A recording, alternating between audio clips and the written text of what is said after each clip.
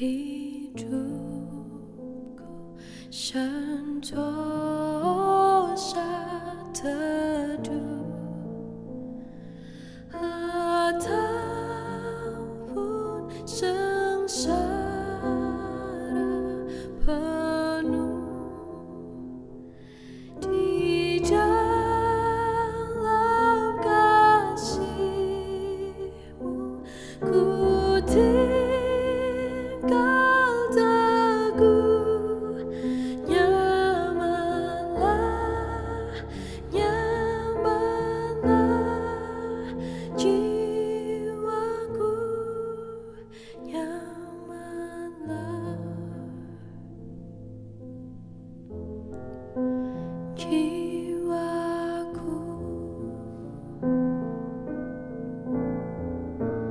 Nyamanlah, nyamanlah jiwaku.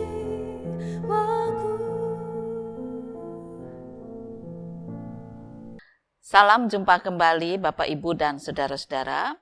Hari ini kita mau belajar bagaimana menikmati kehidupan yang seringkali membuat kita susah hati. Sedih, murung, marah, kecewa. Tetapi mari kita belajar bahwa ada hal-hal yang memang tidak bisa kita pikirkan. Namun Tuhan akan tetap menolong kita. Bacaan kita dari Surat Filipi pasal 4 ayat 7-9. Mari kita akan bersama-sama berdoa. Tuhan Yesus, kehidupan yang berat seringkali membuat kami ini susah hati. Seringkali membuat kami kecewa. Seringkali kami tidak tahu jalan mana yang harus kami tempuh karena kami merasa beban kami sangat-sangat berat. Ampunilah segala kelemahan kami. Bukalah hati jiwa kami untuk kami mampu mendengar suara Tuhan, sebab ketika kami bersama dengan Tuhan, ada damai sejahtera Allah yang melampaui segala akal. Kiranya Engkau berfirman kepada kami. Berkati hamba-Mu, supaya dia menyampaikan firman kebenaran seturut kehendak Tuhan. Inilah doa kami dalam nama Tuhan Yesus Kristus. Amin. Damai sejahtera Allah yang melampaui segala akal akan memelihara hati dan pikiranmu dalam Kristus Yesus. Jadi akhirnya, saudara-saudara, semua yang benar, semua yang mulia, semua yang adil, semua yang suci, semua yang manis, semua yang sedap didengar, semua yang disebut kebajikan dan patut dipuji, pikirkanlah semuanya itu. Dan apa yang telah kamu pelajari, dan apa yang telah kamu terima, dan apa yang telah kamu dengar, dan apa yang telah kamu lihat padaku, lakukanlah itu. Maka Allah sumber damai sejahtera akan menyertai kamu. Bapak, Ibu, dan Saudara-saudara, di dalam surat Filipi pasal yang keempat ayat 7 ini ada hal yang menarik, mengatakan damai sejahtera Allah yang melampaui segala akal akan memelihara hati dan pikiranmu dalam Kristus Yesus. Nah, apakah kita bisa merasakan pemeliharaan Tuhan yang begitu besar di dalam Yesus yang kadang-kadang kita tidak bisa berpikir, tetapi damai sejahtera Allah itu tetap berkuasa dalam diri kita, sehingga orang berpikir, kamu kok bodoh. Tetapi kita katakan ya, damai sejahtera Allah yang melampaui segala kemampuan kita berpikir itu yang berkuasa. Dan menjadikan kita bisa menikmati kehidupan dengan nyaman, dengan damai, dengan tenang. Beberapa waktu yang lalu, sepasang suami istri itu bercerita begini. Dia mengalami kerugian besar.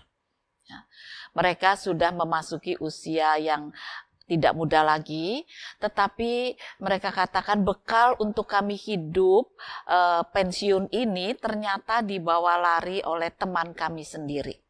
Bahkan sebetulnya saudara. Ya, masih ada hubungan famili, meskipun itu jauh, tetapi ya tetap saudara. Namun uang yang dipinjam itu kemudian tidak bisa dikembalikan atau tidak mau tepatnya. Ya, karena kenapa saya katakan tidak mau? Karena sebetulnya dia mampu mengembalikan jumlah uang itu, tapi tidak mau. Dengan berbagai macam alasan malah diputarbalikkan seolah-olah kami ini yang salah. Kami ini yang mengambil uang dia, gitu ya. Jadi uang itu sebetulnya hak dia. Tapi kemudian diambil oleh kami dan kemudian dipinjam oleh dia, karena itu dia berhak untuk menerima dan tidak mau mengembalikan. Nah, pada awalnya suami istri ini merasa kecewa dan marah. Tetapi mereka katakan kami punya pembela yang agung. Ya, mereka katakan pada saudaranya, kami akan mengadu kepada Tuhan kami. Kami tidak akan pakai pengacara siapapun sampai kami mati. Kalau memang kamu tidak mau mengembalikan, kami akan berupaya merelakan. Ya, jiwa kami tidak akan menuntut apa-apa. Nah, saudaranya itu malah berbalik menuduh. Silahkan, mau pakai pengacara juga boleh. Saya juga punya pengacara. Dan sebagainya. Akhirnya suami istri ini pulang dan mereka meratap di dalam doa. Mereka menangis dan mengatakan, Tuhan, hati kami sedih sekali. Harapan kami untuk bisa menikmati pensiun dengan kecukupan itu ternyata tidak Engkau izinkan. Ya. Buatlah hati kami ini mengerti kehendak Tuhan. Engkau tahu mana yang benar, Engkau akan bersikap kepada yang benar, Engkau akan membela anak-anak-Mu. Sekarang kami minta damai sejahtera-Mu berkuasa atas kami, supaya kami tidak marah, tidak dendam, dan kami bisa merelakan uang itu. Gitu ya. Jadi sebetulnya sangat berat. Anak-anaknya maju semua, ayo pakai pengacara. Tapi Bapak Ibu itu berkata, enggak usah. Ya. Kalian sudah hidup diberkati Tuhan, walaupun tidak berlebihan sekali, tapi lebih dari cukup. Kami juga sudah menikmati hidup, walaupun kami boleh dikatakan secukupnya, ya tidak lebih dari cukup. Tapi kami percaya kami akan dipelihara oleh Tuhan. Terutama ketika damai sejahtera Tuhan yang melampaui segala akal akan berkarya dalam kami. Percaya toh, kami akan tetap hidup dengan baik. Jadi itu yang dikatakan oleh ayah ibu ini kepada anak-anaknya. Dan mereka mulai menata hati untuk tetap menikmati kehidupan walaupun mereka tidak bisa menerima kembali apa yang harusnya menjadi hak mereka. Waktu berjalan. 5 tahun kemudian, tiba-tiba datang 2 orang kakak beradik. Datang ke rumah bapak ibu ini, sujud, minta ampun sambil menangis. Mereka berkata, Om, Tante, ampuni kami. Ampuni papa kami. Kami tahu bahwa papa kami salah. Sekarang ditemukan dokumen-dokumen dan kemudian bisa saja papa kami ini dipenjarakan. Padahal dia sudah tua, sama seperti om dan tante. Bagaimana kalau dipenjarakan? Lalu bapak ibu ini mengatakan, siapa yang akan menuntut? Kami sudah tidak menuntut, anak-anak kami juga tidak. Tetapi anak-anak itu mengatakan, hati nurani kami. Kami sebagai anak-anak itu sekarang mengalami pertobatan di dalam Kristus. Lalu tidak ada damai sejahtera. Tidak ada kehidupan nyaman, adanya kegelisahan dan ketakutan. Dan kalau kami laporkan ini pada polisi, papa kami pasti akan dipenjarakan. Karena itu kami minta pengampunan. Ya, pengampunan dari om dan tante yang menyatakan bahwa semua itu akan diselesaikan secara persaudaraan. Kami akan kembalikan uang om dan tante. Tentunya dengan kelebihan yang seharusnya om tante terima selama 5 tahun ini. Walaupun maaf kami tidak bisa memberi bunga yang besar begitu ya. Om tante itu kaget. Bagaimana kalian bisa mengalami itu? Ya kami sekarang ini sudah dewasa, kami sudah punya keluarga. Ketika satu hari anak kami, jadi mungkin cucunya om juga ya, sepantar cucunya om itu bertobat, tiba-tiba kami sebagai orang tua mengalami goncangan jiwa. Anak muda bisa bertobat, kenapa kami tidak? Akhirnya kami juga berdua kakak beradik ini mengalami pertobatan yang sungguh di dalam Tuhan Yesus. Dan kami tidak lagi sejahtera hidupnya, tidak lagi nyaman. Karena kami tahu ada kesalahan besar. Itu sebabnya kami minta pengampunan. gitu. Nah, saudara, cerita ini sangat menarik karena ternyata orang yang memberikan uangnya dengan begitu saja, artinya tidak menuntut apa-apa, mereka bisa hidup dengan nyaman. Karena apa? Karena dikatakan apa yang tidak mampu kami pikirkan, Tuhan akan bertindak. Tuhan akan bersikap. Maka damai sejahtera Allah yang melampaui segala akal membuat kami ini nyaman. Tidak panas hati terus, tidak gelo terus, tidak jengkel terus, tidak rasanya, aduh itu uang sayang, tidak. Kami katakan ya sudahlah, itu memang tidak dikehendaki Tuhan. Walaupun kami yang bekerja, itu hak kami ketika diambil orang, dan Tuhan mengizinkan terjadi, ya sudah, tidak apa-apa. Tuhan akan mencukupkan kami. Dan itulah yang mereka alami. Walaupun pada awalnya memang banyak teman, banyak saudara yang mengatakan, kamu bodoh, itu hak kamu. Tapi suami istri ini mengatakan, Tuhan sudah memberi damai sejahtera yang melampaui segala akal. Kami tetap hidup dengan baik, dengan nyaman, dengan nikmat. Biarkanlah dia tanggung sendiri dosanya. Kata ya. Apa yang sudah dia perbuat pasti akan ada akibatnya sekarang atau nanti. Nah, silakan ditanggung. Ternyata benar. Nah, ketika anak-anaknya disinari oleh cahaya kehidupan Kristus, mereka malah bertobat. Nah, bagaimana dengan ayahnya? Ternyata si bapak juga sudah bertobat, tapi malu mau datang kepada temannya ini, kepada saudaranya ini. Jadi mengutus 2 anaknya. Ya, dan kemudian terjadilah perdamaian. Nah, bapak itu yang ambil uang itu minta maaf dengan sungguh, anak-anak, keluarganya juga, lalu bapak ini bersama keluarga besarnya juga bisa memberikan maaf kepada yang bersalah, sama-sama kemudian menikmati kehidupan dalam nyaman jiwa. Dan mereka katakan, aku nggak pernah mengerti soal ini, nggak pernah terbersit sedikit pun aku mengembalikan uang ini sama kamu, kalau kami tidak bertobat. Kalau kami tidak mengalami cahaya kehidupan Kristus.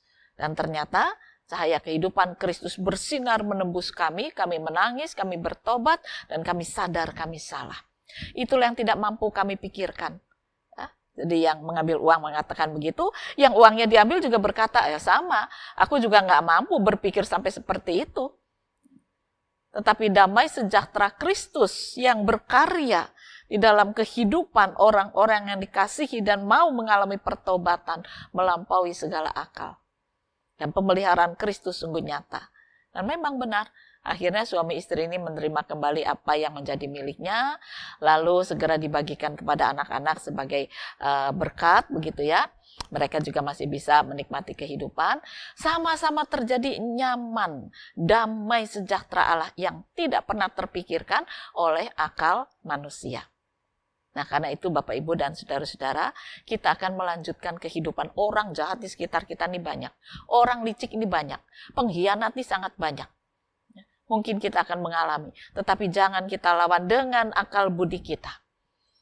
Mari kita kalahkan dengan damai sejahtera Allah yang melampaui segala akal. Biarkan Kristus bekerja lewat waktu, lewat tahun, bahkan mungkin kita tidak bisa melihat lagi apa yang menjadi harapan kita, tetapi anak, mantu, cucu, keturunan kita, mereka akan menerima berkat-berkatnya ketika kita tetap percaya. Yesus memelihara, ya, memelihara kehidupan kita.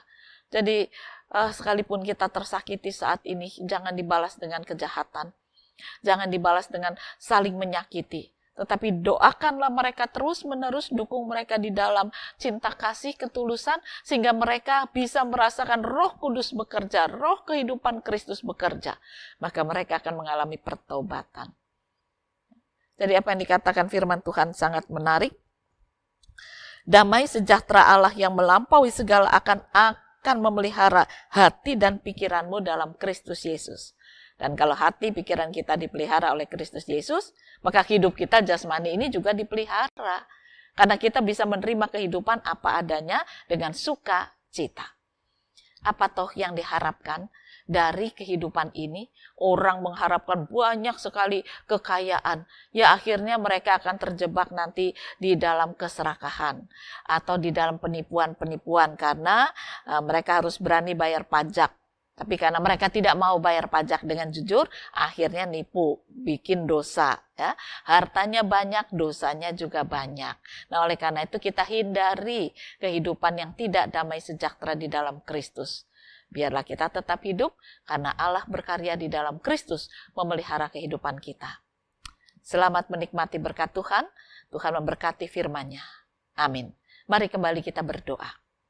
Tuhan Yesus, buat hati kami dipenuhi damai sejahtera Allah yang melampaui segala akal. Apa yang tidak mampu kami pikirkan, itulah yang menjadi bagian Engkau untuk memikirkannya bagi kami. Dan kami akan menerima berkat-berkat-Mu yang berkelimpahan. Buat hati kami penuh dengan sukacita, kenyamanan, menikmati hari lepas hari kehidupan yang Engkau karuniakan. Kiranya Engkau berkarya dalam kami. Inilah doa kami dalam nama Tuhan Yesus Kristus. Amin. Oleh iblis aku diserang, hatiku tenang dan teguh, sebab Kristus telah menyelamatkanku, darahnya menebus jiwaku, nyamanlah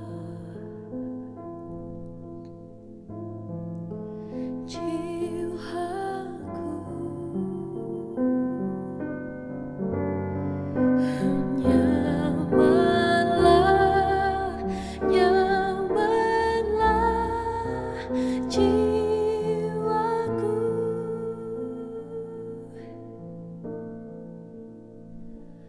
Bukan sebagian dosaku ini, melainkan segenap dosaku, dipaku di salib, dihapus penuh. Hai, pujilah Tuhan, jiwaku nyamanlah,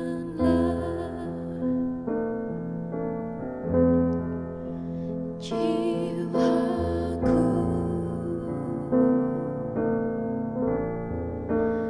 nyamanlah, nyamanlah jiwaku.